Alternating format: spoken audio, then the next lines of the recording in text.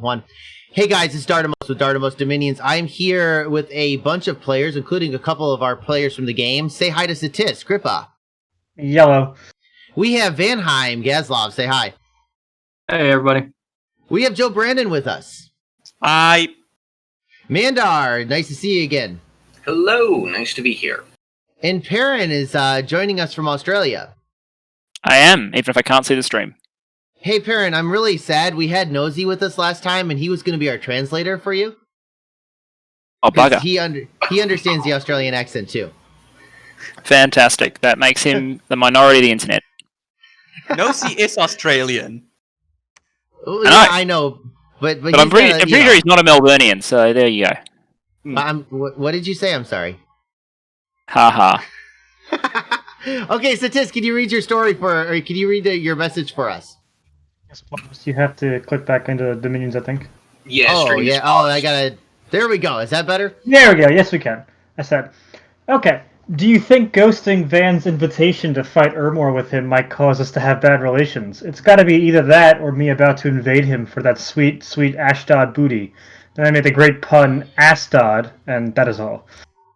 Okay, Vanheim, your turn. What would be really neat is if Ulm gets on top of Ashdod about the same time Ashdod's god comes online. Okay, this is where, if I remember correctly, we're going to have to remember that message. So we have a big fight between Ulm and Vanheim. We have the heroine is once again raiding.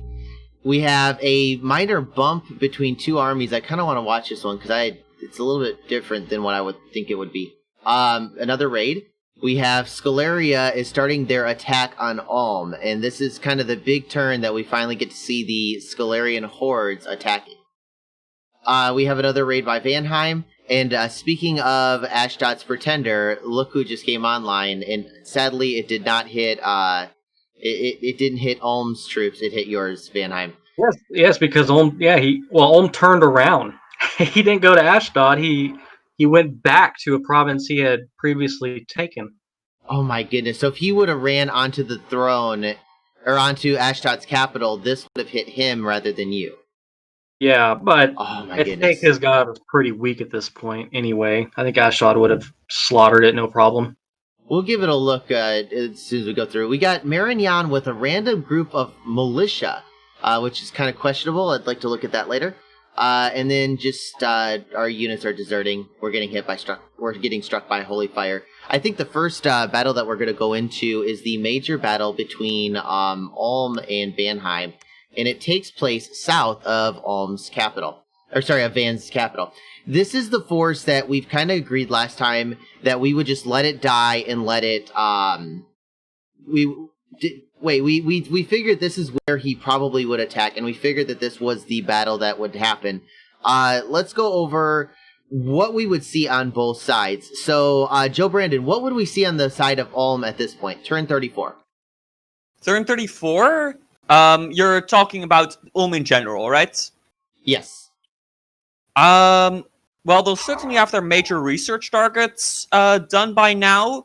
If they're being fancy, they might do something like an earthquake trap. They'll be throwing out Iron Blizzard by now, possibly supported if they've got access to some crystal matrices. That is supported with things like Wind Guide. You're also starting to look into your more heavy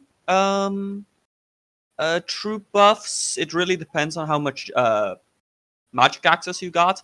I'm not sure how big Marble Warriors is, but I don't think you can quite get there on turn 34, maybe turn 40. To interrupt you real quick with matrices, how does that work? Do you just who are the slaves? Do you keep like slaves as the matrices and masters as the matrices? On Ulm, you sadly have to keep slaves and masters on matrices. Usually on nations that can make matrices, you also have native slaves. But the astral random master smiths that Ulm gets are far too valuable to do that. So you tend to just make some extra slave matrices, and just throw them on some master smiths. How big would that communion be? Would it be a big communion or a smaller communion? At the absolute most, 4 slave matrices. If you do any more than that, it just becomes prohibitively expensive even on Ulm. Okay, let's move over to Perun. Perun, why would we have Master Masons with this army? Siege. This army is quite small. If it wants to crack forts, then that's one way to bring extra siege alongside it. That or Orm can bring its sappers, who also have siege bonuses, at the cost of costing, I think, 20 gold per man. I don't think they brought any of this army. But this is a small army. If it wants to get into a fort, Masons are the way to do it. Gaslov, taking a wild guess, what research do you think that Vanheim has? Oh, me? I don't have very good research at all because I've been fighting since the beginning of the game. I think I might. I don't even think I have Conjuration 5 yet. Like, it's been really beautiful. Small tangent. Do you regret that decision, or do you think that keeping all your mages out was the correct decision? I think I wouldn't be alive if I didn't fight with them. So I don't regret it.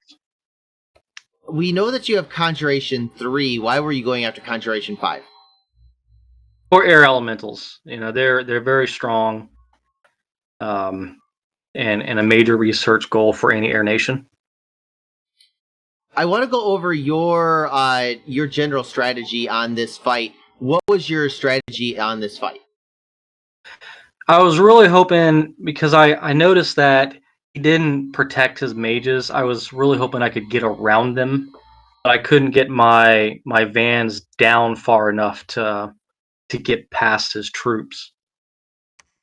And so it's really just a matter of tying up his front line and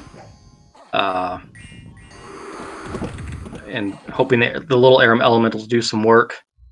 So you were hoping that your cavalry would go around the flank, is that correct? That's right. And then instead they get caught up over here and start trying to go attack closest because that's totally what you didn't tell them to do.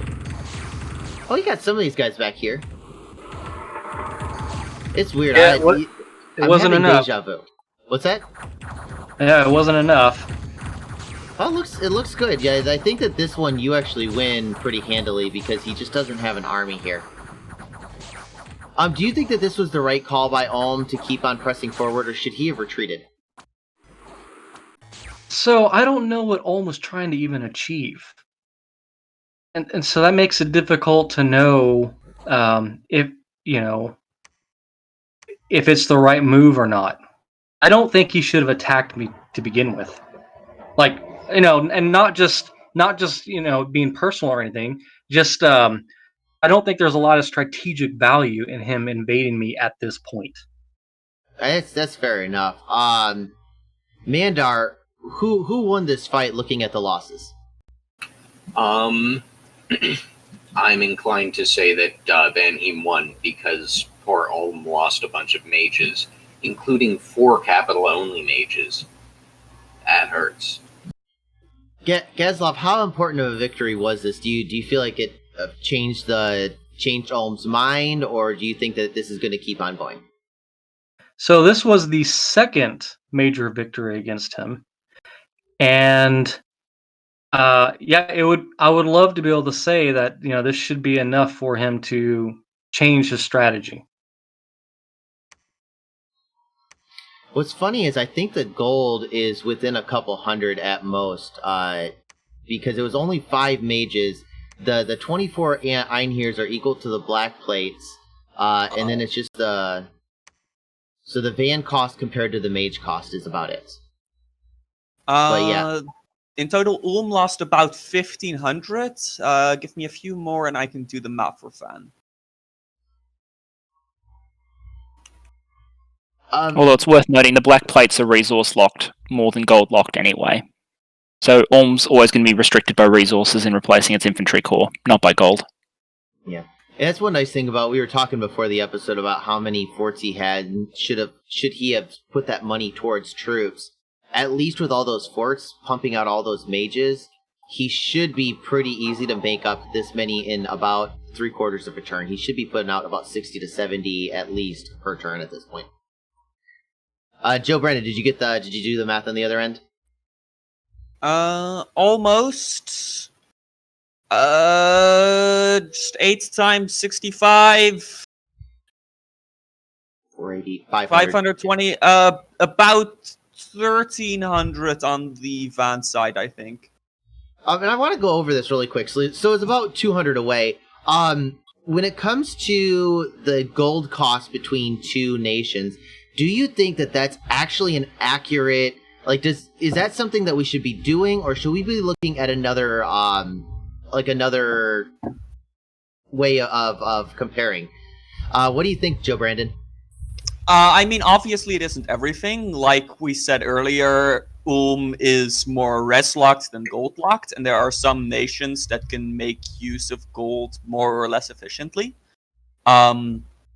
Certainly, you shouldn't be looking at, say, Irma in terms of gold losses. It would be ludicrous because they don't spend any gold. But something more, or like if you have, for example, you're fighting a nation whose only good troops are cap-only sacreds, then it matters less that they've lost some of their any fort troops as opposed to their cap-only sacreds. But it's a decent, like, general handle to see how well you won a fight in most nation matchups.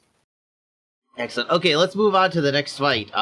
We have the heroine again raiding. Gaslov, I actually wanted to talk to you about this because we talked last time about the build. How do you feel about this build, this chassis, everything about this him raiding with this troop? I think Oh it's my God. risky. Yeah, I tried to. Can't remember, but I think I had almost gotten this stupid heroine. You sent an army after her last turn. Oh, did I really? Yeah, you sent an army, and she jumped him back and killed one of your mages. Oh, bummer. It was really tragic. Do you think that this is worth it? I think what had happened actually is I didn't think the heroine was going there. I had sent a couple of van jarls and maybe some vans to just kind of maybe take care of the little fairies. And the van jarls are supposed to advance and cast lightning bolt at her. But they ended up just hitting PD, I think. How scary is she? Is she can take an army scary, or as in can take PD scary, or somewhere in between? She's somewhere in between. She can take out little reinforcement armies, so an army that doesn't have any major support and it's just like Iron Hairs, maybe 25, 30 Iron Hairs, she could probably deal with no problem. But we went over this. Go ahead, sorry. Yeah, against Lightning Bolt, which is pretty easy to research. I mean, really, one strike could get her. Yep. This hurts me. We went over this a little bit in depth last time, but I want to highlight one item, which is the Iron Face giving Iron Skin. I mean, this sounds pretty cool. Protection up to 20. She's got 32 protection. Grippa, would you make this? Would you usually make this item? What's her magic pass again? Her magic pass are A1 and N1. And you're going to have to lick the microphone, dude. So basically, has a lot of earth access. That's pretty good. I mean, she gets up to 32 protection, which is really incredible. But the Iron Skin giving the shock malice, I wouldn't be doing that against elves. Would you invest 25 earth gems on a 15 hit point chassis? Not this early into the game, no. Okay. I think the math is worse when it's Orm. The math is worse when it's Orm, because Orm doesn't spend... They buy this for 24 Earth Gems, but they can make 5 Earth Gem items for 1. So it's much more economical for Orm to pump out, 50 Armor of Knights than it is to pump out 1 or 2 Iron Faces. And to me, Iron Face is expensive to begin with. This thing belongs on an Earth Queen. That's where this item belongs. It doesn't belong on an N1, A1 thug.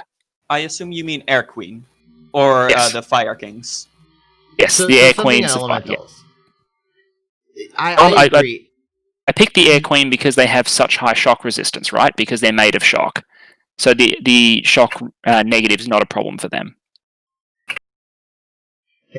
And why would you say that it'd be worth it in that situation? What does that give you? Like, why Gives you would an you put it on? ethereal You can build a 20 you can build a heck of a protection, super combatant out of still an air shock queen. resistant air queen with, like, what do they have? Like 50 hit points? Giving them 20 protection, 20 natural protection, which you can still stack armor on top of, makes an air queen very tough. Okay, so let's move on to the next fight. Okay, so this is the one I was really curious. I mean, out of curiosity, what do you guys think ends up happening here? Let's throw that over to let's see. Let's go to Perun with this one. What do you think happens with this that makes them lose? Oh no, I'm not a betting man here.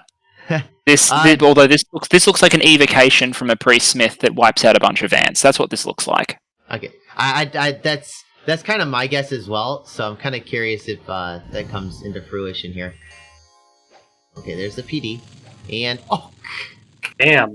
Bang to the face. Perun, you Yeah, gotta be more assertive about yourself, because that's you hit it on the nose. Speaking of hitting it on the nose, Ouch. okay, Get out of there, dude. Gaslov, just a question: would you still did this make you stop trying to do this counter rating? No, and it really should have. So that was really bad play on my part. I should have realized that he's getting smart. So I need to stop closing the wound, so to speak. What do you mean by he's getting smart? Well, so he figured out the pattern, and he would stop his army, and then I would just face plant into it. Wait, hold on. What? Okay, because I actually missed this. What are you talking about? So his army was here and he just stalled a turn? No, I'm actually referring to future turns. But Okay. So this was the army that was supposed to go on Ashdod. Okay, so you assume that he would go from here onto Ashdod. Right, and what he did was he moved back, and I don't think Scaleria had attacked him last turn. I think Scaleria attacked this turn, right? And so there was really no reason for him to do that move. Like I'm just really like brilliant play, honestly. Like I can't believe he caught my Raiders. I just out of curiosity, because I'm wondering if it's brilliant or random, because and I'm not specifically against the Almish player, but how much of your play? Let's go to Mandar. Mandar, how much of your play is brilliant and how much of it is randomly luck? I would not like to disclose that information. I'm pleading the fifth here. The guy that I play with, I know I bring him up a lot of vision. One of the reasons I like watching is that he is a savant. He knows where people are going to raid, and he is brilliant. Where for me, I'm like, I have no clue where these elves are going to go. Let's just dart at a board type of thing. With Grippa, how often are you guessing, and how often are you like, nah, he's going to go here? Depends on who I'm fighting, and with an Ulm army like that, I usually expect people to keep moving, so I probably would have face planted into that too. So also, my luck in Dominions is infamous for how awful it is, so I would definitely face plant into that army. My guy would have probably forgotten to have moved the army, and I would have face planted into it. Well, the good news is that not all of your moves were disasters. We have a successful raid, another successful raid with. Did you actually? Oh no, this is Scaleria. I'm sorry, and he's going into Ulm. And then we have a chance to look at Scaleria's army. JoBrandon, what is scary here? What is the scariest parts of this army? Like, what makes this army scary?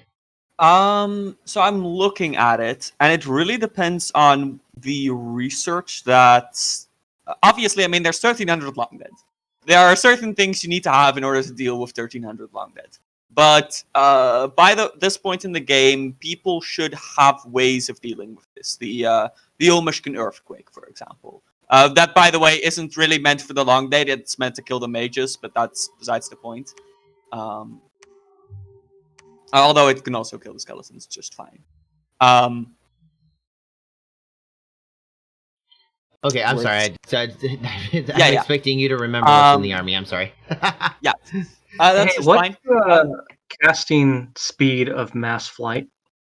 That's I a believe- really, really good question. I believe mass flight doesn't go off before Earthquake, and it certainly doesn't go off if you cast. No, it does go off, but not if you cast Communion Master first.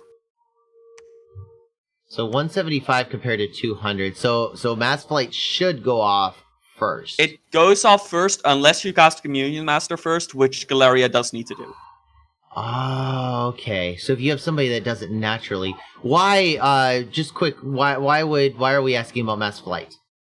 Mass Flight allows your units to fly, which allows you to ignore Earthquake. Okay. It's actually quite simple. Unless Okay. you're in a cave, but that's a whole other thing. So we talked about Long Dead. What are the other things that are scary about this group? I mean, like you're fighting Scalaria. You have two scary things: Long Deads and what the Scalaria uses to support them. Early on, you can also consider the Gladiators in there, but at some point, Scalaria is just going to stop buying them. Okay, so he's got air, he's got astral, death, nature, and then my guess is air. Yeah. What is he gonna do with that? What I'm expecting from a Scalaria at this point is he has skeletons and probably a way to. That's a Scalarian army. It's very funny, I know. I'm playing Where's then, Waldo with his mage, like with his big mage. And then a way to support them, and then a way to deal with super combatants or specialized thugs. Because if you just send 1,300 skeletons in, a sufficiently geared Master Smith can kill that. Unless you have a few guys throwing out 9 turns. It's like you need a minimum amount of supports to have skeletons not just get instantly countered. And that's what the Scalaria is doing here. He's throwing out Rigor, he's throwing out, depending on how much he's researched, he's throwing out... I don't think he would have gotten Mass Flight by now. That's Enchantment 7. He could, suppose, throw out Air Elementals. That's another decent way to support your Long Dead. So I did find him. He does have mass flight. Oh, really? A spoiler. Yeah, he does. It's really cool. All of a sudden, it's just like, yeah, we're gonna see that probably next episode, maybe the one after that. But yeah, he does have Mass Flight going. Okay, so we've got a whole bunch of options for this. I was so proud of myself. I found Waldo. He does have air. Mm-hmm. Let's move on to the next group. Is there another group? I must mention. Yeah, what's up? One thing I dislike is this Scalaria did not split his skeletons enough. I need 100 skeletons moving in each of the Ilmish provinces that border Scalaria at the start of the war. You're talking the raids. Yeah. I think he did not attack on this front. Why do you think that he didn't attack on this front, Perun? I don't know. Orm is one of the players in this game that it's harder for me to get a read on what the exact... Scalaria, I know why they're attacking, but why wouldn't they attack Orm there? I am at a loss. You move in, you take as much territory as possible. There is a throne right there. And what you can do by doing that is you can use relatively disposable units of skeletons to make Orm's life hard. Orm needs resources to build. Orm needs gold. Orm needs to keep its armies blocked with evocation support. Just go raid it with some Long Dead. Mandar, you're helping out over at the noob server. How often do you see them doing raids? I don't really look in on people's turns that much. I mostly just answer questions. Because if I just sort of jumped into some fresh noob's turn and started telling them what to do, that wouldn't go well. So I have no idea. Probably though, if I had to guess, I would say not enough. Because there can never be enough raiding. Why do you think that people don't raid? I think that's a better question. Why would you be unwilling to raid? Risk aversion. You don't want to lose your little forces. It's a lot of micro. Yeah, mostly those two. Oh, and you might not realize just how good raiding on a massive scale is. It is both effective in game terms and also in terms of crushing enemy morale. Hitting people's morale in real life, wonderfully effective. It's mean, but it wins you games. Perun, how much do you use this like morale in your games? I think it's really important.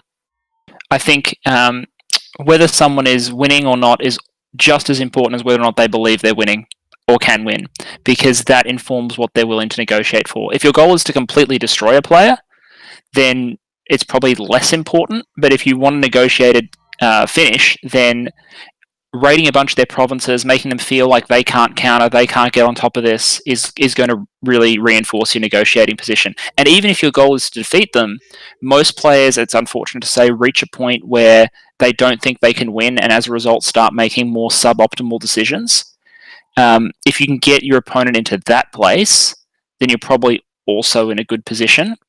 And the final thing is macro tax. If you're forcing them to respond to more things every turn, and they have a set amount of like mental energy and focus that they're willing to dedicate, the more problems you put in front of them, the less likely they are to come up with the best solutions to the problem.